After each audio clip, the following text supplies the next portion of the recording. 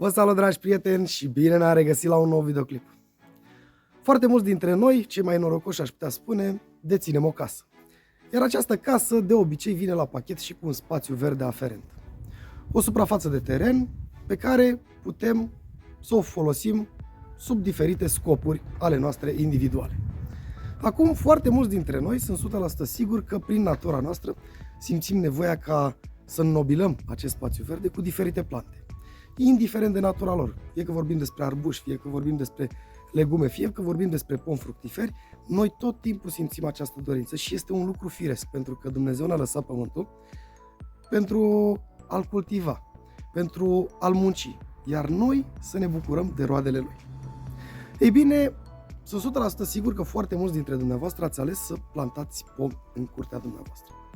Și totodată fac pariu cu dumneavoastră că foarte mulți ați întâlnit situația în care unii pomi au crescut mai viguroși, s-au dezvoltat bine, au fructificat, dar unii au rămas mici, s-au dezvoltat impropriu, dacă aș putea spune așa, și nu înțelegeți care sunt factorii care au dus la această situație. Și țin să vă menționez că sunt foarte mulți factori care ar putea conduce la rezultatul mai devreme amintit. Pot fi factori de sol, poate fi factori de mediu, pot fi factori de climă, pot fi factori de expoziție, pot fi factori de specie, o multitudine. Nu să stăm în acest material să-i reamintim pe toți și să-i luăm la bani mărunți, dacă aș putea spune așa, pentru care însemna să facem un material foarte lung și sunt 100% sigur că vă va plictisi acest aspect. În schimb, vă promit că pe parcursul primăverii, din când în când, vă mai posta câte un material în care luăm la bani mărunți, în care explicăm fiecare factor pe care l-am amintit mai devreme, care poate influența buna dezvoltare a pomilor și a plantelor dumneavoastră în grădină. În schimb, azi vreau să încep cu unul dintre cei mai importanți factori, chiar din momentul în care aducem noi pomul în grădina noastră. Și acest factor se referă la locul de plantare al pomilor dumneavoastră în funcție de specie. Astăzi o să vorbim general, pentru că oricât de banal vi s-ar părea sau oricât de ciudat, locul în care plantați pomii dumneavoastră în curtea dumneavoastră contează enorm de mult în viitoarea viața acestora pentru a se dezvolta armonios și pentru a avea rezultatele dorite. Așa că haideți să începem cu cel mai important, cu primul dintre ele, și anume locurile în care se creează curenți de aer. Aceste locuri în care se creează acești curenți de aer sunt reprezentate în general de totalitatea spațiilor din curtea dumneavoastră în care există două construcții. Cel mai bun exemplu este locul dintre casa dumneavoastră, să spunem, și gardul care delimitează proprietatea. Întotdeauna în această zonă, atât pe toată latura construcției, sau pe toată latura în care se întâmplă acest fenomen, cât și în imediată apropiere a acestuia, se creează niște curenți de aer, care asta va influența negativ pomii dumneavoastră, pentru că tot timpul vor fi supuși acestor curenți și totodată unor schimbări de temperatură mai bruște. Și acest lucru va influența negativ, iar pomii dumneavoastră nu vor crește niciodată, nu se vor dezvolta niciodată bine dacă sunt plantați în această zonă sau în imediată apropiere. Pentru că acest aspect este unul foarte important în plantarea pomilor dumneavoastră pe proprietatea dumneavoastră.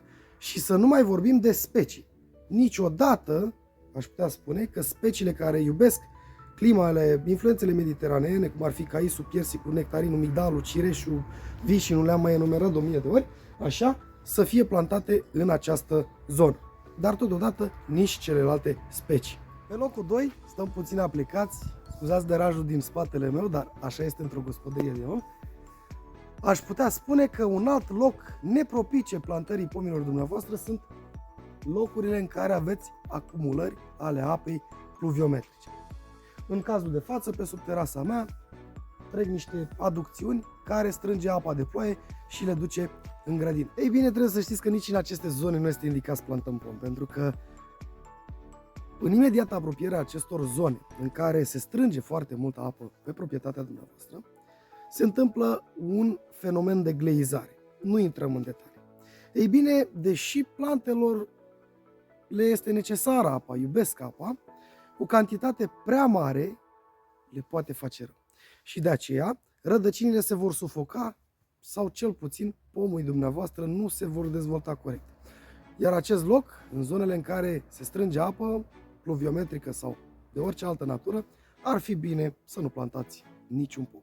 La fel putem spune că și locurile din imediată apropiere a unei construcții după proprietatea dumneavoastră nu este una propice pentru pomii fructiferi, din diferite motive. Prima, rădăcinile nu se pot dezvolta datorită fundației. A doua, în anumite momente ale zilei, zona poate fi umbroasă sau foarte însorită. Și totodată, la fel, putem spune că incidența razelor solare asupra coronamentului, asupra pomului, nu este una naturală. Iar din acest motiv, la fel, aceste zone pot fi considerate nepropice pentru plantarea pomilor fructiferi în curtea dumneavoastră. Și nu în ultimul rând, aș dori să vă recomand să căutați pe cât posibil pe proprietatea dumneavoastră, să nu plantați pomi fructiferi nici în locuri prea umbroase, nici în locuri prea însorite.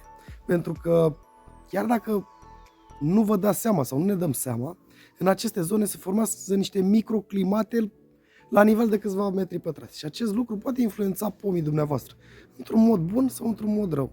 Pentru că nu vom discuta în acest material, dar sunt și specii care pot înnobila aceste pauze, aceste zone în care nu putem pune pomii fructiferi.